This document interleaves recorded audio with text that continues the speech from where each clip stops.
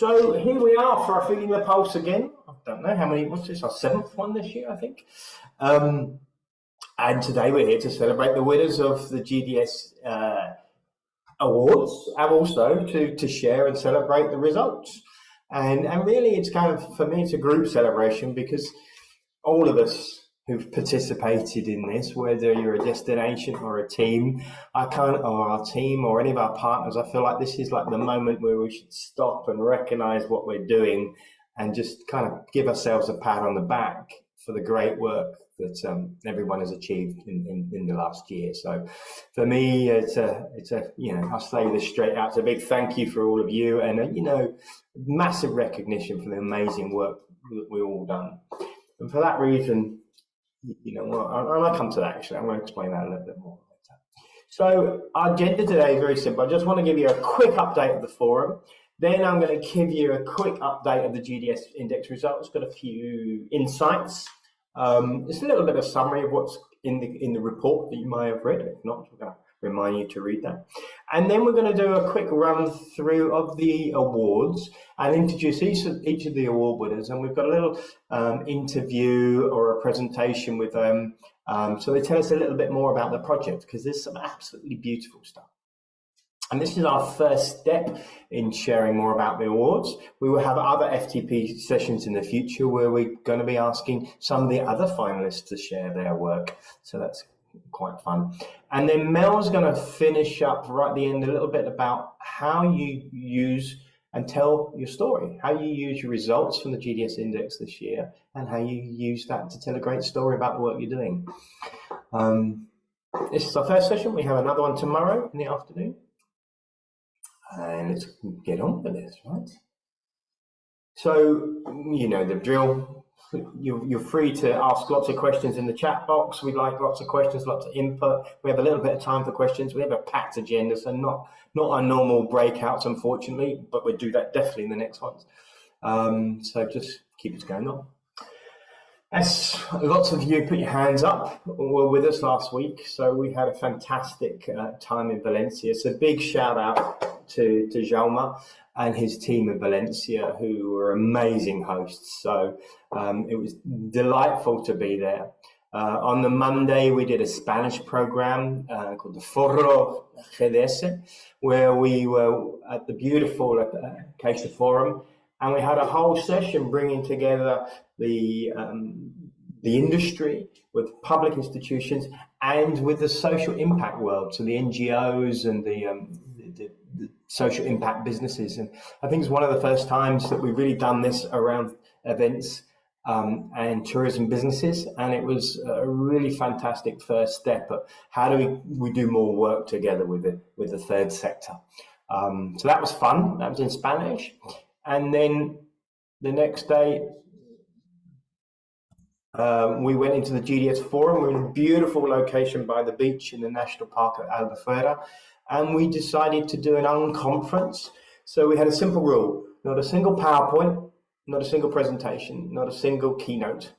So we did everything collaboratively, and we set ourselves kind of 4 objectives: foster collaboration, ignite innovation, empower regeneration, transform mindsets. And we had the real simple premise that if you put the right people in the room, the intelligence collectively is there, and all we need to do is unlock it.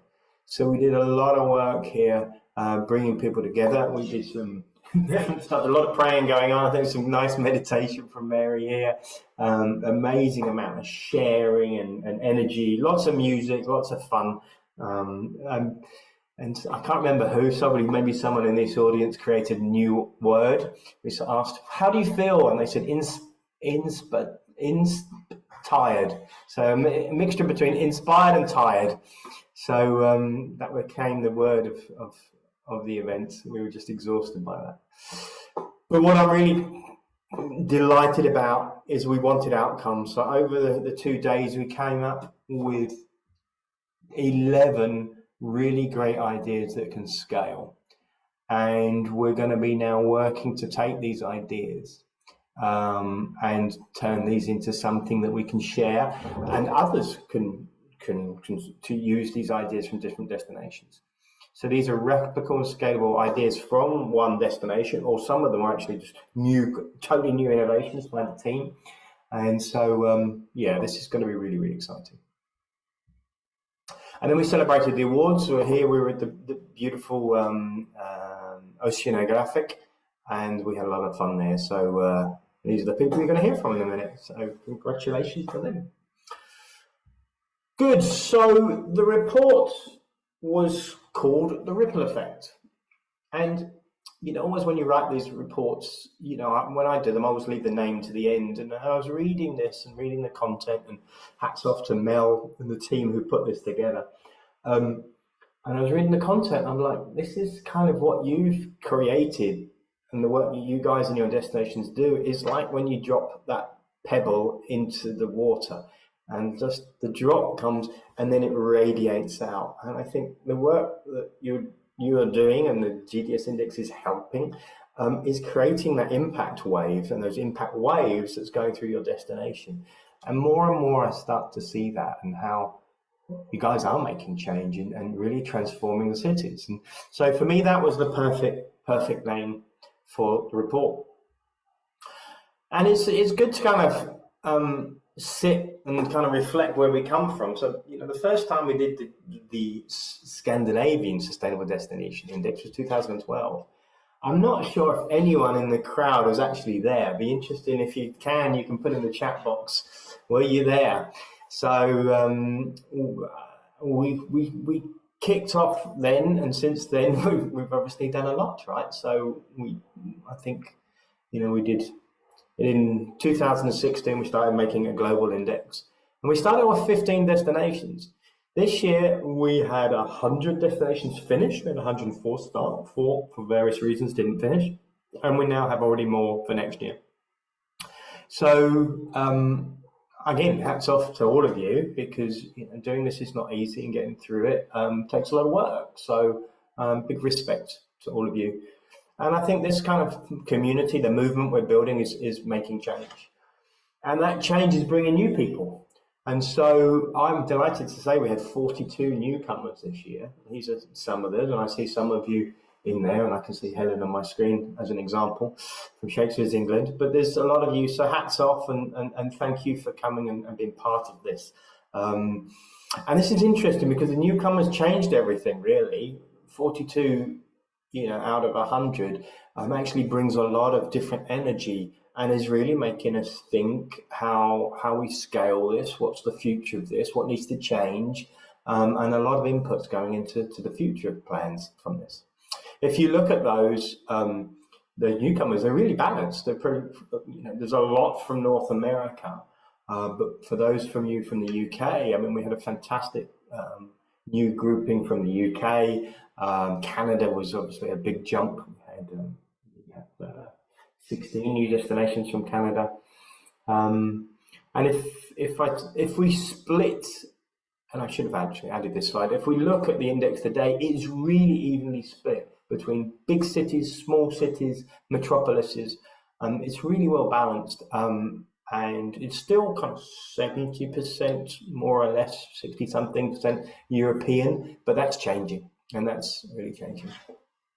I see there's a couple of you who haven't been on the calls before, and so just a quick reminder, I don't need to tell this to people who've done it. When we do the GDS Index, we benchmark 4 categories here. So the city performance, the city social performance. So then we're looking at supply chain, and we're looking at how well you manage your destination. The whole index was created by destinations for destinations, and that's a philosophy that really is important to me to keep forward, and the feedback that you've been giving in the last few months, and the work we've been doing with the technical advisory committee and with the City DNA knowledge group. Hats off to Katharina and Antje and the team there. That's really the direction. Again, you know, we want to make the updates for the future driven by you to make it work for you. So here's the big results, right? You've probably seen this online, but a fantastic top 40. I don't know, when you say top 40, I always think of my youth and listening to the radio and the music. So yeah, like on the radio, these are the rock stars of today. We decided to share 40, not 30 this year. our goal, most people when we ordered them said we should be totally transparent, but there's still quite a lot of people who are not sure when they're starting. So we're still thinking of ways how we do this, and we've got a few ideas which we're going to share with you later. But hats off to Gothenburg, Katarina, amazing work. You've done it again, and we're going to have a little chat in a minute. To stay at that level is amazing, 94.64, and I think you was on the call here, and you made us realise something the other day. So we're 94. Are we 94% sustainable in a city? No, we're not. We're not there yet. So our ranking and numbers need to change in the future as we're hitting the top. But this is about recognising the great work being done. So Oslo, amazing jump. Capital city jumping up there. I can't remember. I think you're fifth, and now you come to second. So that's really good. And I remember a few years ago where I went to Oslo with a mission to beat you into action, and you were way down. And with Annie, Annie Christie, when she was there, and we started a program to kickstart the Oslo movement. And wow, it's really delivering results. Copenhagen, again, solid job. Well done, you guys. We'll look a little bit more there. You've really, again, everyone is stepping up here. Helsinki, again, that's another big jump. You guys do have an ambition to be the most sustainable city in the world, so I love that friendly competition we're throwing out. Yeah, so really great stuff. So obviously our Nordics are doing super work here. That's brilliant. I also like to shout out to Glasgow, number 8. That's great work. Glasgow's really come a long way. So I can't see if anyone from Glasgow's on the call. Belfast team, I'm super impressed with you. Number 11, only 2-3 years ago, you were the last but one. So hats off to Belfast who's done that. And I love some of the other new changes. They're like Singapore coming out of nowhere now into the 17th position. So it's lovely to see that from Asia. French cities, Lyon and Bordeaux, magnificent, excellent. I love seeing some of Bilbao jumping up a nice position here. Paris, that's a tough one. A big city like Paris to be up there at 21. Hats off to you guys. That's awesome. Brussels, similar. Berlin, similar.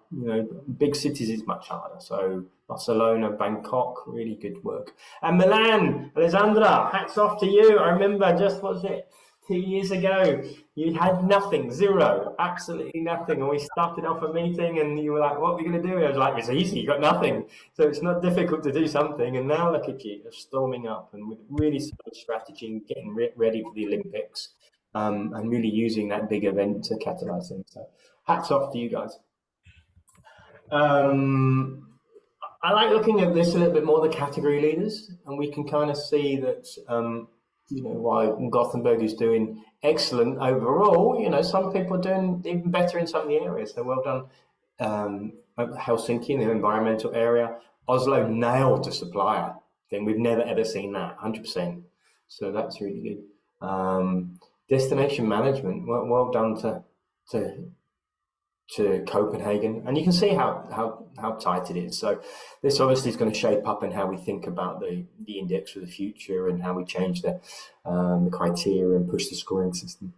I'm really happy and delighted by Belfast, as I said, from one but last, now up to second in DM category. So brilliant. Regional leaders. I think it's the first time we've done we can start to have some regional rankings. So Nordics, that's the same top 5, isn't it? But Asia Pacific, Goyang, which is part of Seoul, is number 1. So well done, Peter, if you're on the call. Singapore, amazing work. Melbourne, Sydney, brilliant. Hats off to you. North America, Montreal. I'm really impressed with Victoria. They came out, this is their first year, and they came the second best destination in North America. That's great stuff. And Quebec, they did a massive jump. I think they were one of the best jumpers of the year. So if we look at everything, what is amazing is that 86% of you got better this year. And some of you are going to be a little bit sad because your ranking dropped. And that really dropped in many ways because there's just so many new cities coming in. But you still got better. So, please focus on your score and not your ranking. That's the key thing, right? 86% of you got better. That's critical. If we look over time, over 8 years, we've got a 21% increase in performance. And as you know, the rankings and the index has got harder over the years. So that's an amazing improvement. If we look at the top 10, it's a 51% increase, which is mind-blowing. And looking at the difference between when we started in 2012 today, it's night and day in terms of strategies and engagement and actions and tactics and communication. Because we had so many newcomers, there is a slight drop. There's a slight 9% increase in overall performance this year. That's natural because we've got a lot of people coming in. I believe there's going to be a nice big jump next year as you who are newcomers really step up this year and upgrade your plans and programs. So that's going to carry on going in that direction, I believe. Let's just kind of look at very quickly a few key insights from this. I've got 6 key insights. So we saw climate strategies coming much more into this year. So if you haven't started work on a really integrating climate strategy, start to think about that. We see your cities are doing great work. 86% of you at your city level is doing good. But only 33% of you to date have actually aligned and integrated your city strategy with your tourism strategy. So there's lots of work there.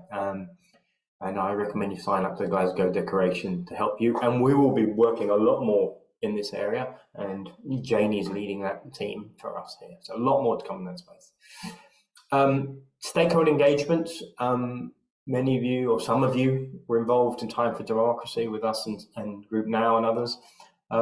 We're seeing so much more engagement now with residents, but much more holistic engagement with NGOs and residents, which is really, really fantastic there. But only 35% of you are doing it right at the moment. There's still room to go there, even though you're 77% of you actually starting to talk with residents and stuff. You can get better. So look at Time for Democracy because that's some great ideas there. Number 3, nice steady growth of certification. Some of our numbers this year are slightly affected because of the big newcomers, so we can see that they're pretty much stable for hotels. Venues there's some interesting work happening in venues, especially if you start to look at the top 10 venues. Many cities are now having 100%, 90% of the venues are certified. Slow growth in agencies. Destination level certification is starting to increase, especially if you look at the top 10 and top 14. Number 4 is social impact. We're going to be talking about that. Again, a nice move starting to shift here, and hats off to Meet for Impact for really kind of pushing this forward. And I think it's good that we're starting to measure impact much more holistically. So 44% of you are now facilitating partnerships to generate impact. 32% of you actually have an impact or legacy framework of some form, and 30% of you actually kind of helping your clients. But there's still much more to be done. Only if we look at this, only 30% of you are measuring impact holistically across all areas in tourism, and only 27% in events. So we all can get better at measuring, and we know that can be quite challenging. Number 5, and someone last week was wearing the perfect T-shirt for me, is around DEI. We're going to hear from Shelby later. We've just really started pushing that in the index, but many of you are now really focused. So just a little bit less than half have a DEI action plan, which is great. And only 20% of you now have nothing in place. So 80% of you have something and starting to move on this. So this is great. We see the top 40 are really driving this forward. We're starting to see more training courses and internal. So again, a lot more going to come out with this. We have an exciting new partnership we're going to launch probably in the beginning of the year around DEI training and support and consulting. And then lastly is around storytelling. I'm delighted to see storytelling getting better, better, stronger narratives. But only 53% of you are really doing a great job with your websites and kind of ticking all the boxes with the strategy, stories, case studies, tools. So in general, half of you can get much better, and I think we all can get better at how we tell our stories. And it's going to get harder, with things such as the EU Claims Directive and the versions this is now catalyzing around the world. There's going to be legislation around how we talk about our sustainability initiatives. And basically, I think in pretty much every country within the next 3 years, we will have to verify any claim that we make. So this is going to change everything. So we're going to have to be stepping up with certifications and things such as the GDS-Index become even more important. So we're in the right journey there, but don't stop telling your stories. So that's a really quick, fast run through. We now go into the next bit, which is really celebrating the award winners, but again, celebrating all of you. And so that's great stuff. And we're now going to delve a little bit deeper into each one of these 4 awards. So let's hand it over now to Janie. Great, thank you very much, Guy. Yeah, great to see all those results from the index. And for the Innovation Award, which we had this year again, the Innovation Award is really about recognizing and showcasing the destinations that use some innovative solutions, that are trying some different things to really drive forward that sustainability performance. And first of all, thank you to the judges that had a very tough time to choose from the 16 applications that we had, which we shortlisted to 6, which they needed to choose from. So I think on the next slide, you'll have an idea of the shortlisted destinations. And it was really quite a range of projects that all the different destinations put forward. So yeah, it was very difficult to choose. But so we can see kind of, I think in Gothenburg, yes, the win, no, sorry, that's fine. So yeah, hopefully, as I said, we can share some more of those stories, because there's more to learn from all the finalists that other destinations can pick up, but there can only be one winner. And as we've already seen, sorry, as Guy has mentioned before, and as we've seen, that the city of Washington, D.C. in the US has won the Innovation Award this year. And it's for their Diversity, Equity, and Inclusion Business Fellowship. And this really kind of stood out. And it's great to see a North American winner, but also a project that is very different from what else we've seen. And it would be really wonderful to find out a bit more from Shelby, who's here today to share a bit more about the project. Over to you. Thank you. Good morning, everybody.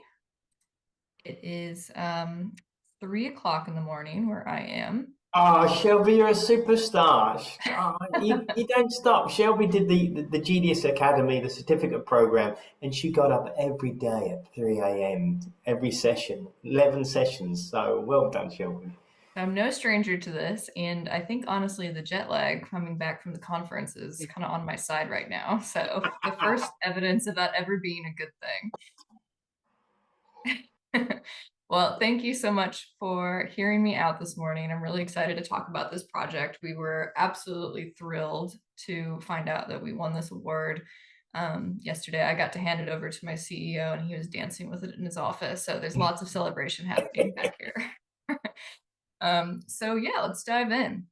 This is, we're really excited about this because it touches on the more social and economic side of sustainability, while also still kind of incorporating some of those more environmental sustainability aspects. And so let's talk about it. Wonderful, it's working. Okay, so first I want to set the stage very quickly about who DC really is. If you haven't been there before, it's a really strange city. There are people that live here, and there's a whole story for the residents besides what you see on the news. So it's known as a federal city. It's the capital of the US. It's where our politicians and our diplomats meet, and it's where history is made. but that's only really one element of the story here. And it's the residents, the people that live and work here in politics or otherwise, and how extraordinarily diverse they are. It has long been a majority Black city, and it's also home to a diaspora community from around the world. It's welcoming to all people, regardless of sexual orientation, gender presentation, or abilities.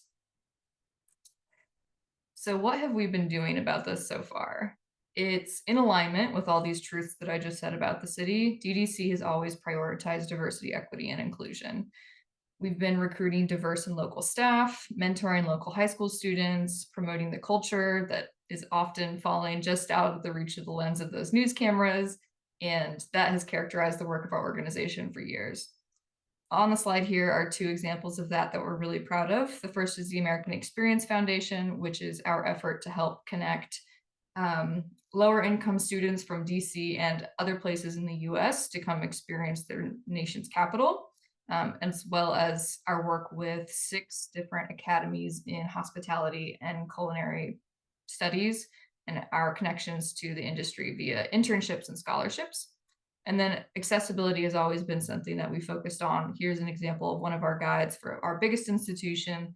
And we just make sure that we're connecting people to the resources that they can help get around and other ways to enjoy the city. So what changed? The summer of 2020, obviously, big deal for a lot of people.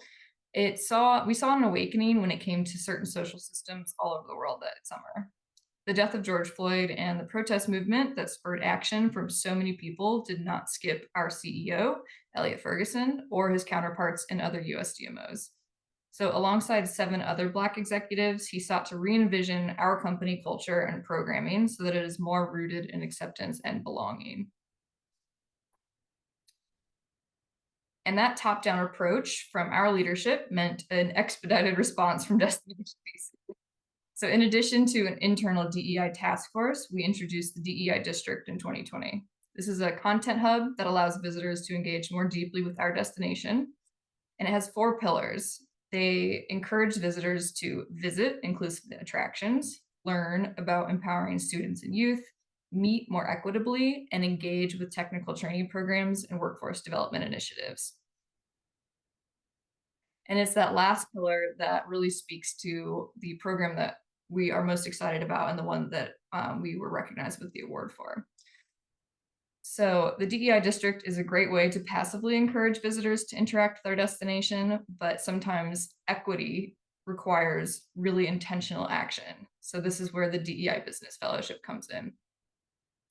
We created this fellowship in 2021, and it's with an eye on socioeconomic equity that the program is a purposeful effort to support small businesses in the local travel and tourism industry owned by people of color, LGBTQIA+ persons, women, disabled persons, and their allies. The program is designed with 3 outcomes in mind, which are impacting the fellows, DDC, and its entire membership base. And those goals are to drive business to and increase the capacity of participating fellows, drive membership at DDC overall, and then increase overall satisfaction among DDC members. So we are coming up with better and better ways to measure the impact of this program. On the slide here, you see some of the benefits that the fellows receive, and on the right side are how we've attempted to quantify those. So the top is really hard to see. I'm sorry for that, but it's a big Excel sheet. So that's just a snippet of what it looks like when we are tracking these indicators for the entire program. And then just down below it where it says visibility, this is a more polished ROI report that each member receives, detailing the exact indicators per their business. So this one's on visibility, things like how they're performing on our website. And then on the left there, we want to make sure that it's included within the context of the greater ecosystem of tourism in DC.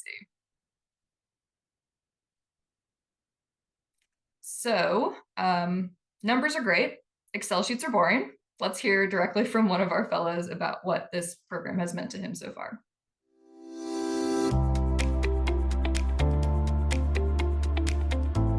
Hi, my name is Chip Tizard. I'm with Chip Tizard Studios, event photography and videography studio in the Washington, D.C. area. I'm a proud member of the Destination D.C. DEI Business Fellowship, and I enjoy every minute of it, and I'm very grateful and thankful for this.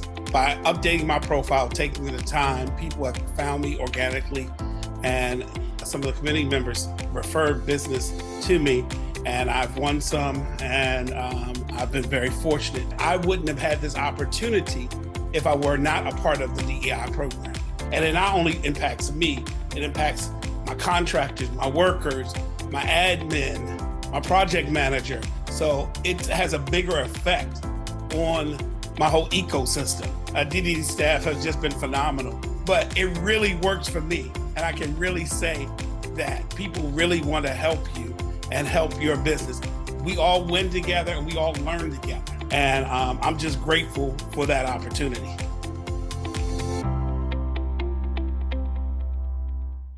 I love that video. Chip is great in person, and he does really well on camera too.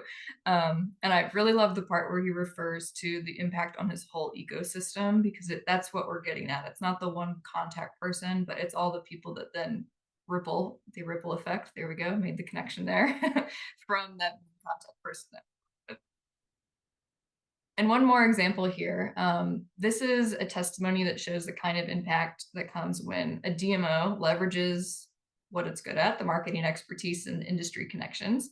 So Jocelyn with Blue Boy Imaging secured a major contract with the organizers of DC's most popular festival, which is the Cherry Blossom Festival, for printing, which is something that was really exciting for them. They're a newer business, and to get a order this large that soon really made the difference between whether they were going to stay open one year or the next, and a verbal commitment for this coming March as well. So very exciting stuff there. So we know that the impact on the actual fellows is the most important, but there are ways to widen our share of the impact here. So what you see here is Zoe Roberts, who's the actual program manager for this program. She couldn't be here at 3 a.m. with me today, unfortunately. And she's been doing a really good job of making sure that our local stakeholders, like the mayor's office, city council, different departments within the city, are aware of this program and the impacts. That's what you see on the left side here. And then on the right side is a more industry-focused presentation with Simple View that she recently did. And more of this kind of content is what we're expecting moving forward, because we want to make sure that the framework for this program is known and shared with our peers, because it's such an important aspect of what we do as a DMO. And what is next? So we have some plans based on what we've done so far. We're always kind of tweaking it, always adding to the indicators, taking away things that are maybe a little bit redundant. So those are what's listed on this slide here. Two, I want to point out, we are starting to consider and listen to our fellows about what's kind of not working for them. One of those things is that we find that a lot of these small businesses are actually side hustles. They're doing them on the side. So they're not available during those 9 to 5 hours because they're working another job. So we're moving some of our programming from those 9 to 5 hours into the evenings or onto the weekends. And then we're also trying to create a better connection between the city's resources. They do a lot of grant programming, awards, certifications. We want to make sure that they are the first people that hear about them. Up here on the right side, the logos here are two that have taken advantage of those such things, grants, awards, and these just happen to both have to do with the environmental sustainability. So it kind of connects it back to that. We were really excited to see those two win those. And that is it for me. Really appreciate you hearing from me this morning. Again, Zoe couldn't be here, but if you have any questions for either myself or Zoe, I'd be happy to pass those along to her as well. And thank you. Great, that's amazing. Thank you very much, Shelby. It's just really inspiring to see that kind of work, and also for DEI to focus on the businesses, because often, very importantly, you know, it's looking at how to be more inclusive of the visitors to our destinations. But that is also a particularly good angle, and hopefully something that, you know, other destinations can get inspiration from. So thank you very much for that, and congratulations again to you and the team and I'm sure everybody is very excited. Yes, thank you. Great. So next, we'd like to move on to the Most Improved Award. So the Most Improved Award is it's not by application. It's when we kind of look at what's the destination that has made the greatest increase in their GDS-Index score from the previous year, and it's independent of ranking. So it's just an increase in their overall score. And as you can see, there were a number of destinations that have made like significant strides in their score from last year to this year. Most of them have increased by over 10%. So congratulations to all of you. That really is, it's a number, but it shows, there's a lot of effort behind that. But again, this year's winner of the Most Improved Award is Liverpool, and they showed an impressive 18% increase in their overall score. So congratulations to Liverpool, absolutely well done. And I'm very excited to be joined by Jensen, the head of the Business Tourism Unit at Marketing Liverpool. And we're just going to have a quick chat. As we joked before, it's the Jenny and Janie show. So it's really wonderful to have you here, Jenny. Really just want to find out a bit more about what you did, what worked, and how things changed. So really, can you kind of kick us off by letting us know how did you get that kickstart in the program and the work that you did in Liverpool? Yeah, sure. Well, thank you, and thanks so much, and congratulations to all the finalists as well. Tremendous achievements from everybody. We started our journey on this 3 years ago, so this is our third submission on the GDS-Index, and I feel for those 40 odd who are new. So I know it's tough the first time you do it. But it was a great opportunity for us to really identify what the gaps were, and there were a lot. So the first year we did it, we really discovered that there was a great deal to do. And for us then, it was really trying to hone in on what were the most important things, what should our priorities be? And that's really where it helped us. For us, the difference between year one and year two wasn't very big, because I didn't really get the support internally that I thought I might from showing where the gaps were. So we kind of knew that we were in a position where we needed to make some serious changes, particularly as a DMO, particularly with our supply chain. And for us, everything changed this year when I just said, I'm just going to do this. I think I was kind of waiting for somebody else to go, here's the gaps. This is what we need to do. Somebody, can you please do this? And there was nobody there to do it. So I just kind of started it all off myself. And not being a sustainability expert, as you can see, there is no sustainability manager in my job title. It's been a big learning curve for me. So, trying to educate myself on the best way to take things forward. And then GDS has been the whole team have been really supportive in all of that. So yeah, that's kind of brought us into this year, really. This year, what changed for us is that I brought on board a lot of external stakeholders who've really helped to drive things forward. Our City Council appointed a sustainability manager across the whole of the council, so not specific to tourism or events, but he's been a great source of support in terms of that city, what's going on at the city level and how we can incorporate that into what we're doing. But it was the creation of the task force. So we created a visitor economy sustainability task force who really helped drive that forward. And that is comprised of hotels, attractions, venues, event organisers, public sector, private sector, a huge group which is growing all the time. And that group has been really instrumental in the change that we've seen this year. Yeah, I mean, it's great, like you said. So what kickstarted the program? You, so hats off to you. And I think many of the people on the call can identify with that it probably often starts with, themselves or one person just being like, oh, okay, I'm just going to do this. And then once you get started, it sounds like and you get the right people on board and working with the city, and you know, the kind of task force and the engagement you've had, I think has been really great. So hopefully you will see more and more of that support that you deserve, and you know, obviously more increases in the future. So it's really good to kind of see that those are some of the factors that have really helped you accelerate that development in the destination. Is there any particular thing that you've been most proud of that you've done in Liverpool, kind of over the last year?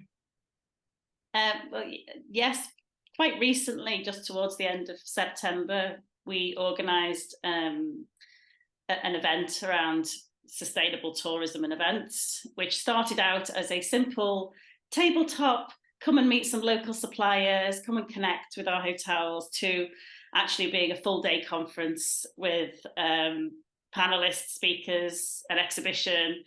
It all went a bit crazy, but actually I'm really proud of that, because it's really kickstarted things for us properly, I think. Now, even just in the last month, I think winning this award on top of doing this event, which really brought together the leader of the city council presented and started making some commitments.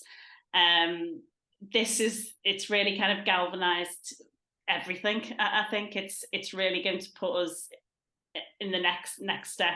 And actually the attendance, so we had way more attendees than we expected. It was standing room only from our hotels, attractions, from the public sector, private sector. And I think now that they are really seeing what we need to do, what can be done, that will take us hopefully to the next level. So I'm really proud of how that turned out. And, you know, it just sparked so many new ideas as well. So for us, you know, we really started to see from the questions that were being asked to the panelists, what are people really interested in? What do people need to know about? What kind of education program we can maybe help set up for them in the future as well. Yeah, and I was lucky enough to thank you for inviting me to the event and speaking. But like you said, it was a great buzz, and I remember you mentioning it a few months before, being like, "Oh, we'll just have a few people," and then, you know, not long before the event actually happened, there was lots of organization that needed to happen. Yes. But it was such a great success, and you could really feel the buzz in the room, and that people. It was great for stakeholders in the city to see what was happening, but also for them to kind of add their elements. So you could really tell that hopefully will be a catalyst for more and more work. And like you said, loads of great ideas. And I had to laugh. Jenny was saying that when she was also joined us in Valencia, that she's like, I'm full of great ideas. She's like, that really scares my team when I come home. And I'm like, I have ideas. And they're like, oh no, Jenny has ideas. But now I hope with this award and all the wonderful work that you've done, you're like ideas, and I have an award to show for it. So exactly. Let's go. No, it's true. If anyone saw any of the posts on my LinkedIn, my team were saying, "Oh my God, she's got ideas. What are we going to do?" So I think what is next? And actually, you know, there were so many things. It's kind of trying to boil it down into what is doable and what should our priorities be. But actually, one of the things for me is it's just great seeing that there are so many English cities now on this journey. And I'd really like to see us collaborate better as a country to share best practice across cities and really elevate what we're doing here. So you know, that's a really big takeaway for me on a broader level. Probably working closely with Visit Britain on that as well to see what we can achieve together. But you know, we won this award based on lots of small gains. We didn't jump up massively in the rankings. We didn't do one particular thing that pushed us up. It was lots of small gains across different areas, which I'm really pleased with, because it's kind of like that concept of doing 1% better in lots of places leads to a really strong cumulative impact. So for us, it's really focusing on making sure that all of the team at Convention Bureau Marketing Liverpool and all of our partners do whatever their 1% is to keep moving and to keep progressing. That's the key thing for us. Yeah, that sounds great. And working with UK destinations. I'm definitely also looking forward to kind of working, bringing everybody together to collaborate and help each other out, and I'm sure they are as well. Great. Well, thank you so much for the time and sharing some of your insights on that, and on your congratulations again to your award. And I'll hand back to Guy. Yeah, thank you. That's wonderful. And I love your energy you bring to this, Jenny. It's magnificent. There's a couple of fantastic photos from you last week holding your award. Kind of makes me smile. But I also liked, you picked up before 5 things I want to pick up from that. Don't wait, just start, create a task force, organize an event, keep communicating, and have ideas and scare the shit out team. I like that. That's great. But you also mentioned something which for me is kind of one of the key theories, and it's this theory of marginal gain. And that's, for us in the UK, many of you remember we had a terrible cycling team. And in 2004, we brought in a new coach for our cycling team. And since then, the UK has won everything. The UK GB cycling team has won everything. And he brought in this theory that you can look at every piece of, in his case, cycling, and tweak it 1%. 1% gain on everything will take you from, number 5 to number 1. And really, that's kind of the theory of the index, is how do we tweak everything 1%? How do we make our stakeholder engagement 1% better? How do we take our strategy 1% better? How do we take our education? How do our management communication, our leadership, our presentation, everything 1%? And that's going to give you, boom, 18, 20% later. And so that's fantastic. Great. So let's change continents. Let's bring in another J, Jessica. Kia ora. Hello from the bottom of the world this evening in New Zealand. It's a real delight to be here and seeing all of you. But what's really made me super excited is I get to share some wonderful news. So I'm sure many of you would have seen this year, we had our inaugural Impact Award. It's the very first time that we have offered this award. And this is a collaboration between 2 of the organizations that I get to represent, Meet for Impact, and GDS-Movement as well. We had a wonderful set of judges, both from the non-for-profit sector associations and those obviously that have worked in the field of impact and legacy around the world. So a huge thank you to Ben, to Chloe, Carolin, Jane, and Remy for your insights and for your feedback on all of the destinations. And it was really wonderful to be able to have this award for the first time, because we were actually quite unsure about how many applications we were going to get. We had 8 for the very first time, which was amazing, and something that, very proud of all the destinations that submitted, and of course incredibly proud of the final finalists, the final 5. And of course it makes it really challenging for the judges to come up with that final award winner. But of course the award winner on the night was BESydney. And BESydney are actually an organisation that I get to work with myself through Meet for Impact, and we've been supporting them through the initial stages and development of their new impact program. But I would like to hand over to Carolin Lenehan, who is joining us tonight from BESydney, so she can share a little bit about the program, and then I'm probably going to ask her a couple of questions afterwards as well. So over to you, Carolin, and welcome. Thank you, Jessica, and thank you, everyone. It's fantastic. We are, as you said, it's 10 to 7 here in Sydney, and the sun is just starting to set behind me, despite the backdrop that suggests I'm in the middle of the city with a beautiful sunrise behind us. So through the power of technology. But thanks so much for this. We were so excited that Sebastian out of our Europe office was able to be there with you, Guy, and the team to accept the award, and there's been great excitement. Bells were rung back here in Sydney, so it was really wonderful to see. So thanks so much. I'll jump straight in.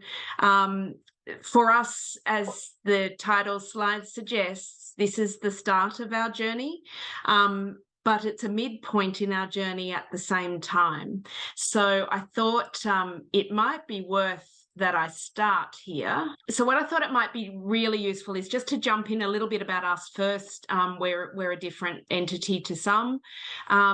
So we're a not-for-profit company that's backed by our state and local government, and as well as tourism industry stakeholders. So we're public-private partnership. We operate independently, but we strategically align our bidding efforts so that we can attract business events, international business events, that'll help to catalyse the government economic development and social policies.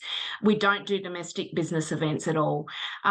And we actually, the way we go about doing that already is seeking out a seat at the table with government policy delivery teams, and have business events acknowledged as a policy delivery platform via global knowledge transfer, improved skills and techniques, the collaborative connections made at international conferences to improve and work towards solving those tangible societal problems, both in Sydney but also overseas and around the world.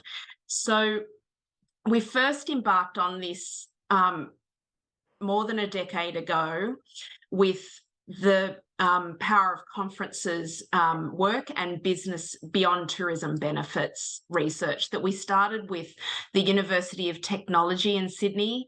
And the idea behind this was actually not just for us internally or for our tourism sector. It was actually to try and tell government the benefit the business events provided to the community, well beyond that tourism sugar hit of direct expenditure into the economy. And this gave us evidence to show stakeholders that the global meetings that we bring here attract delegates who contribute directly into the economy in many ways beyond that. We've shown that meetings can drive the knowledge economy. They attract world-class talent that wouldn't otherwise experience our city.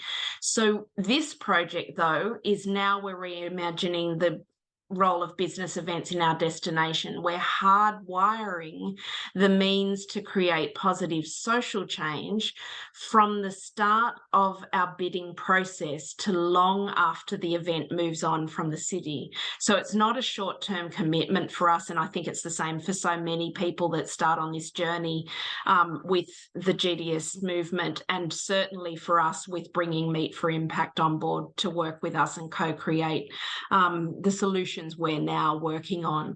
So the major part I wanted to drive home is we already had an evidence-based approach, and the difference for us now is that we're taking that through from economic and knowledge economy benefits through to work on this social impact benefits that we have for our city. So just change that slide. Beautiful. Okay, so what we've done and what we've learned so far. So building social impact value creation capacity internally was where we started. We brought on, as Jessica very kindly mentioned, the team from Meet for Impact. We'd seen the amazing work that they'd done globally. And in fact, Genevieve came down and visited us, asking about our previous work, and that was where we really started to get interested in the possibility.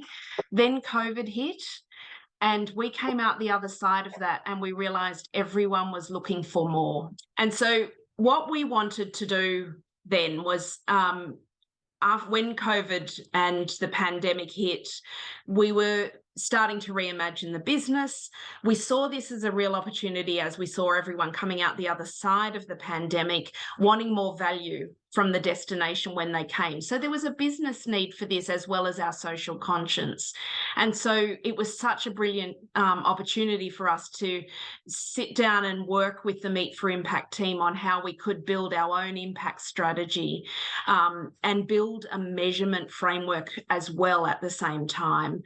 And that's internally within our organisation, but also with our stakeholders. So the first thing we did was build capacity internally. We had very little awareness of what we could do, what was possible, what our organisation capability was. The take-up we had internally with interest within the organisation was fantastic. We had so many people wanting to join in that we actually did a combined staff as well as key stakeholders. We had representatives from our convention venue. We had representatives from PCOs, professional conference organisers, as well as some of the other cultural institutions in the city, and brought them on board for this capacity building piece at the start. And that made an enormous difference for us as we then stepped forward.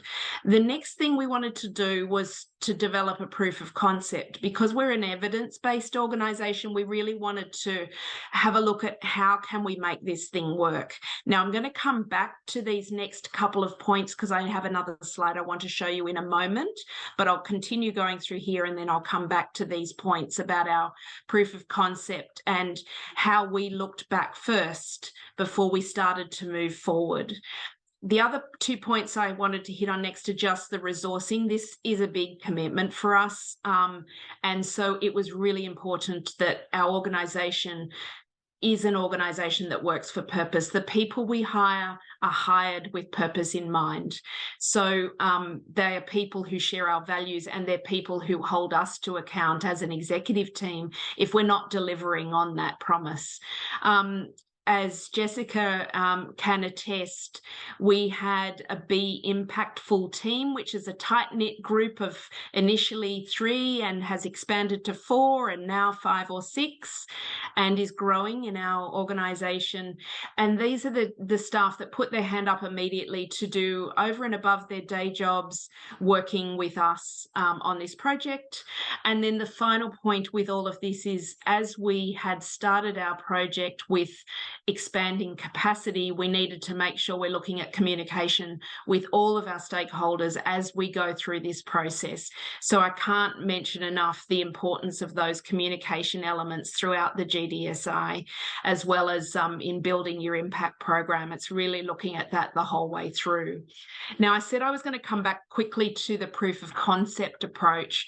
We worked with Meet for Impact on what that might look like, and for us that ended up being, we had developed our own internal theory of change, and we said what we wanted to do, however, was to look at how would this work with our clients. Before we started bringing clients into the mix, we really wanted to look at some past events that we had done and work on, firstly, how would that look when we mapped out what this change might be and how did they achieve it. We had some really great examples to work on, and I'll show you one of those in a moment. And the second thing we did was we surveyed delegates to get proof points. So we already survey all delegates at conferences in the city. We added additional questions on social impact to start testing that and to see, was this something that they were already experiencing in Sydney? And that was a resounding yes from the results we've just started to receive. And then we use these as the tools for our stakeholder engagement, which leads to that communication piece I mentioned. So the next slide that I have is a very busy one. Yeah, so apologies for that, but the main reason I wanted to show you this is mapping out a theory of change for an event that was held in Sydney pre-pandemic. It was the International Microscopy Conference that was held in 2018. And the approach we took and the approach we take with Meet for Impact across the board is looking at value alignment. So how do we look at what the client has as their global goals? We look at, as a destination, what we can deliver and what we as Business Events Sydney can deliver.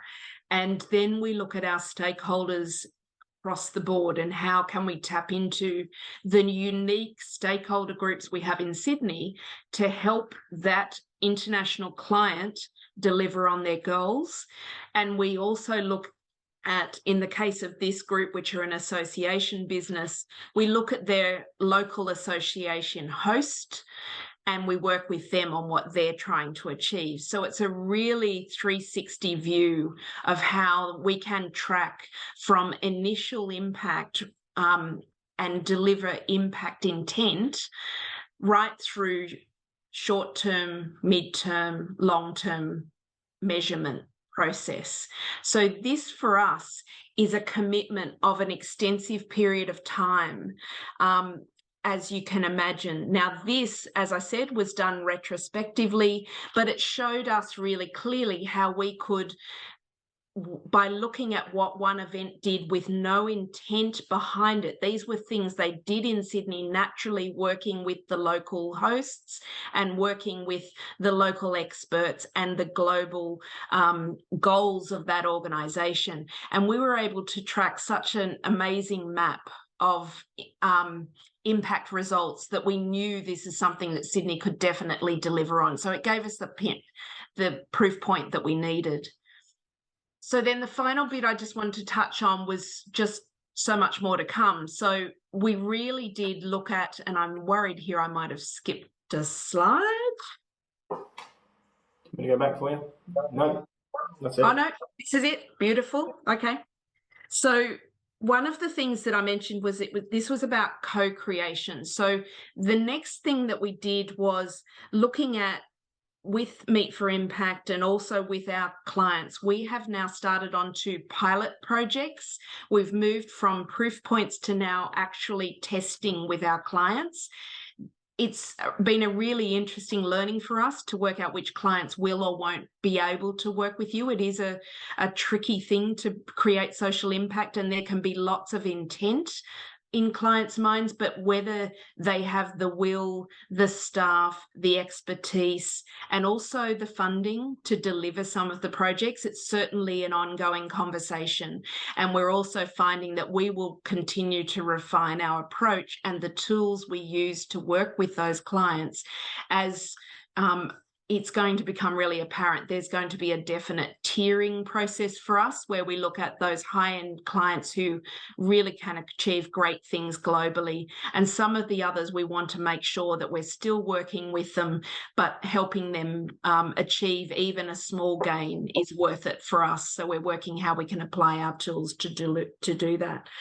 So those two pilot projects now are underway. We've got one event that's just been held that was really looking closely at how to increase their international participation by the young demographic, which currently are pretty much blocked out of participation in the conference. So they created a youth forum for the first time, and we're now working with them to survey pre, during, post, and for the next 3 years, the impact on those young participants of their involvement in the conference. We're also going to be working on another health event next year with a similar approach, looking at how we can create global intent. So that's, I think, largely where I've run out of time. I don't want to go too much further than that, but always open to questions. The major part is co-creation, committing the time and the effort. The wonderful part we're now doing is we're leveraging our partnerships to expand our impact and reduce the load on ourselves. We're bringing everyone on the journey with us. The wonderful thing is our proof points have enabled us with our stakeholders in government and also in our board here in Sydney that we've added a specialist role, which we've just put into the marketplace. If any change makers are looking for a move to Sydney, we're there. And then the final part, we seem to have skipped back. Oh, sorry. It's gone. Is just looking at applying your tools across everything that you do. We're now looking at this in our marketing and our storytelling to make sure that then through the bidding process that everything we do there when we're bidding for an event, it's hardwired into our brand and what we know we can deliver in Sydney. And then we work through when the event arrives here and then we track after the event has departed. So I think that's the major part, is just if you want to create that lasting change, you really need to ensure that you're ticking the boxes, you're looking always to the future and developing proof points that will help you have those big conversations with your local impact ecosystem as well as the stakeholders that fund you to do the work you do. Well done. That's amazing work, Carolin and the team, and super collaboration with Meet for Impact. I love it. I love. I take away, you know, how you've implemented and used a framework. You're measuring short term but long term. You've built that theory of change up, and you're working out, you know, who does this work for, and because it doesn't work for everyone, and this is some clever stuff and difficult stuff. So well done. Congratulations to you. Thank you for joining us. Brilliant. And sorry for knocking my mouse there. So cool. So, you know, the last two awards, the Innovation Award and the Impact Award, are judged by an independent board. We're not involved in that. We just give them the applications, and those judges evaluate them and come up with the winners.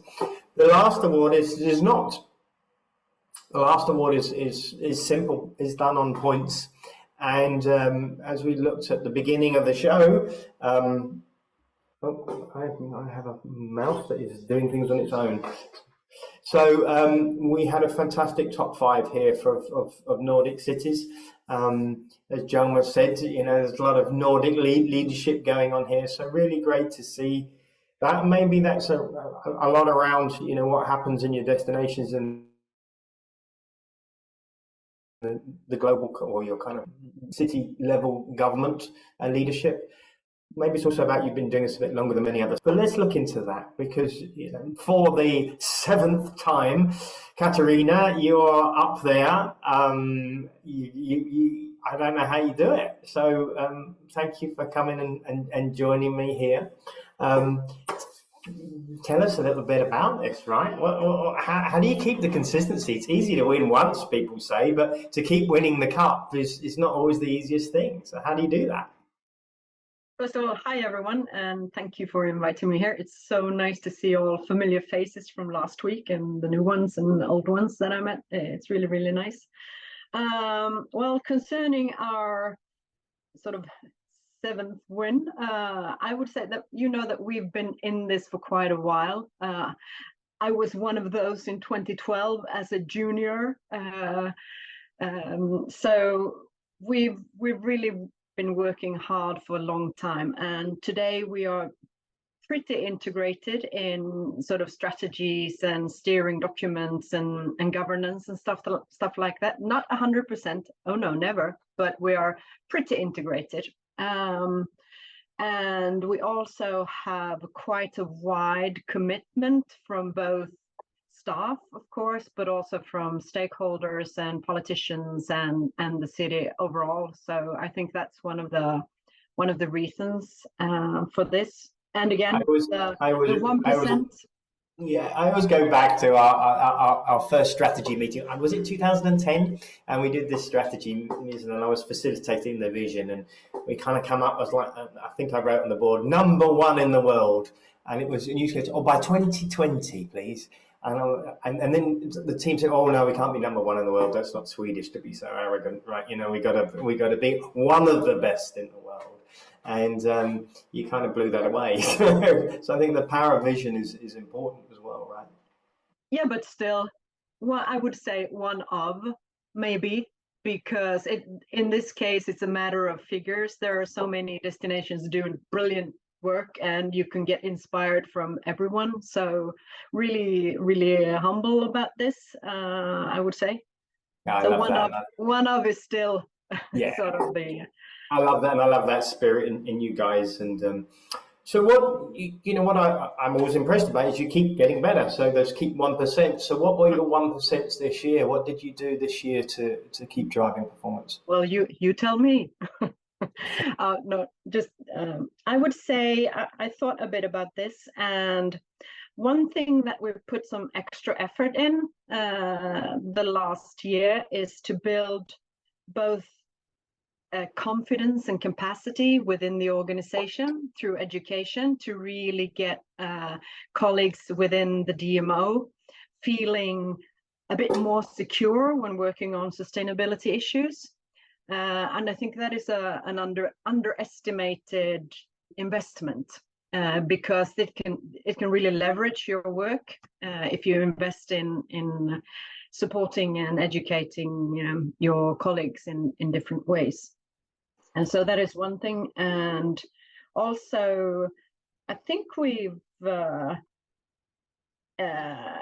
been improved our communications, mainly externally, but that is also important internally, because that builds pride in a sense within the organization, and also signals that these issues are important. So I would say that building confidence and capacity, and also getting better at communications, those are the key takeaways. And again, the 1%. So copy paste Jenny on that one. Love it. And so, and then finally, there's a few people here who is their first year. There's actually a few people here who are in next year's index, haven't even done this year's index. What words of wisdom would you share to those people? Listen to Jennifer from Liverpool. I so much recognize that journey. So, I mean, catch the low-hanging fruits, and then look at the index and analyze it, and see what are the most important improvements that we should do that are important to our destination. Where can we sort of make big advancements of what issues are really important to us, and where are we strong? And also really have a long-term perspective, because it is a journey. Be patient. It's going to be a struggle. And you're going to need people like Jennifer doing stuff without sort of giving a shit of everyone else. But it's even better and easier if you can get the management buy-in. But if you don't, just do it. And find friends along the way that can support you and sort of encourage you and go with you on the journey, because there will be some bumps, but in the long run, we're the winners. I love it. And and I would add to that, kind of connected, you build your support group. As someone wrote on the board last week, build a therapy group, because it does get tough sometimes, doesn't it? So we need to go and find our therapy group sometimes. So really brilliant. Well, thank you very much, Katarina. That was awesome. Congratulations to you and the team. I see Ulrich is here in Gothenburg. So well done, you guys. Fantastic. So we've just got a couple of minutes. If anyone's got any kind of questions you'd like to throw out, we're here, and then we're going to talk a little bit about communication. And so, any questions anyway? You feel free to come off mute, or you can ask them in the chat. I like Janie. Yes, Janie. It's easier to ask for forgiveness than permission. Totally. Yes. I noticed that with my team.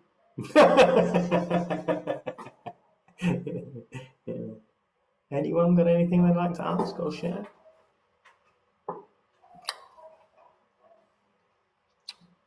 Anyone got any from our team, or anything you'd like to add from your observance of the index this year? Inga, you've been heavily involved in working on the data and the report this year with Anne and many of the other people. Got anything to share from the Nordic perspective or elsewhere? Well, only gratitude, and I'm really humble. 17 destinations in the top 40 from the Nordics. Having said that, what I find is, I've done the index myself as a destination, and I can recognize everything Jennifer and Katarina has been saying, small wins, but also when you get the wins, the results, you get the buy-in from everybody. Everybody wants to take the award as their own, and that's ranking as well. It's points as well. If you use them correctly in your storytelling, everybody will get the buy-in. But I think as the index is growing, I think it's fantastic. We're now truly global, Guy. We are in Canada, we're Asia Pacific. Some of the destinations that we think is coming on, is from parts of those worlds, which is, amazing. It's all challenging us going forward. Definitely, we have a challenge on our hands. You said yourself, 70% of indexing destinations at the moment are European. How do we make this equal for everyone? There's so much, that cannot be translated from Europe to the rest of the world. But also, as we see, from Shelby from Washington, we definitely in Europe have a lot to learn from other aspects, the social aspect of sustainability. We have so much to learn from North America. So I think it's been an amazing index this year. I like it. Someone said it. I think it's Jorge. Captain Planet, and then we got Captain Planet, Captain People, and Captain Economies as well, right? Captain Profit. So I think it's great how we have different captains from around the world. So cool. So let's move on and now hand it over to Mel. So Mel, how do we storytell? Hi everyone. It's been what an inspiring morning. I must say, sometimes in the storytelling genre, you kind of feel a little cynical. What else can we say? What else can we say? My goodness, where can we start? So congratulations not only to all the award winners, but to all of you who've actually made this bold decision. And I loved what you said, Guy, that this program was created by destinations for destinations. So this is your context. Discover your context before you go out and start telling things about what you're doing. Where are you in this beautiful global movement of organizations working for positive change? So it's simple. Where are we? Where do we begin? Some of you are going to start next year. So that's a point of acknowledgement. You say that we're beginning this journey. And as Katarina said, it's very much a journey. I've been in this sector for over 15 years, and I've seen how the storylines and how the narratives have shifted, and also how important it is as a destination to really decide what part of your data set is the most valuable in starting to develop a narrative and enhance your brand. So in the next slide, I will take you through a couple of points that will really help you sort of guide where you're going to start with your storytelling. Next slide, Chief. Yeah. So you've got this incredible data, and this is, it's wonderful. From a business perspective, very important. We need to know those percentages. From interested parties' perspective, it enables the measurement of your development and growth. And you've got your basic channels. So you've got your social media, you've got your website, you've got your press releases to industry media. And you need to be able to contextualize your data so it makes sense to them. If it's a business publication, why is this percentage increase relevant in developing a competitive advantage for your organization? As we've seen with Jenny at Liverpool, you've got to talk to people. You've got to involve your management team, and you've got to involve those people who are your champions quietly on the sidelines. The relationship managers are going to be taking you through your PIR reports, and there's very, very comprehensive indicators of what you've done really well and where your opportunities for improvement exist. And part of storytelling is the authenticity. And I must say, Business Events Sydney, you've really blown me away, because your absolute focus on the authenticity of what you're doing is ensuring that your story is believable from the beginning. And as much as we want to go out and say, you know what happened, don't overplay it, because as we're seeing the legislative atmosphere and certainly the perspective of the bold claims and how you are number one in the world, you must remember your context. You are number one within a voluntary set of organizations doing this because of X.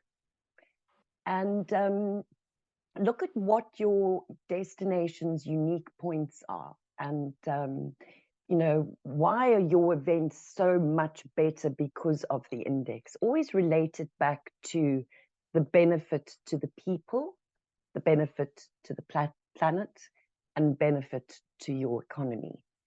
We love to speak about sustainability, but remember, sustainability is one word with three very important categories that are being measured that can drive change. The platform that all the results are tallied and collated on, the Omni platform, has a wealth of information for you.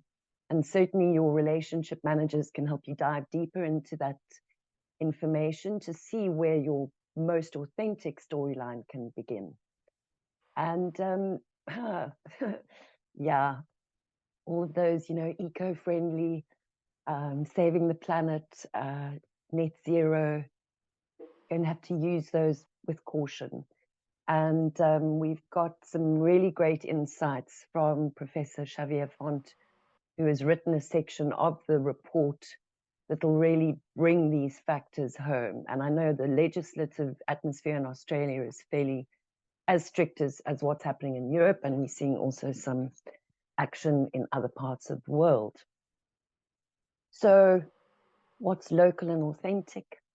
How can you story do? I love, again, what happened in Liverpool, having the round table that suddenly became an event. All of these interested parties, stakeholders, are your storytellers. So make sure they know what you're doing and they are inspired and enthused by it. Some of the best B Corps in the world, their internal communication strategy is almost as nuanced and important as their external strategy. So the people who work for you, every supply chain person involved in your ecosystem, they're your storytellers. Make your data understandable, relevant. Make it look beautiful. Remember the power of pictures, how important humor is. A few years ago, we saw some great rivalry between Copenhagen and Gothenburg, playing off against each other about the index. But as was said earlier, it's friendly competition. We're all human. How is the heart activated? Love Chip. Chip is like the best spokesman for Washington, DC, because he's real. And that's how you make it personal. So remember, strategy is important in a business sector. How do you make it come to life so that people are inspired by the work that you do? And that's pretty much my quick guideline. Please read the report. There's lots of interesting insights in that. And obviously, we have a masterclass in storytelling that you are very welcome to attend and no doubt will learn a few things from. So thanks.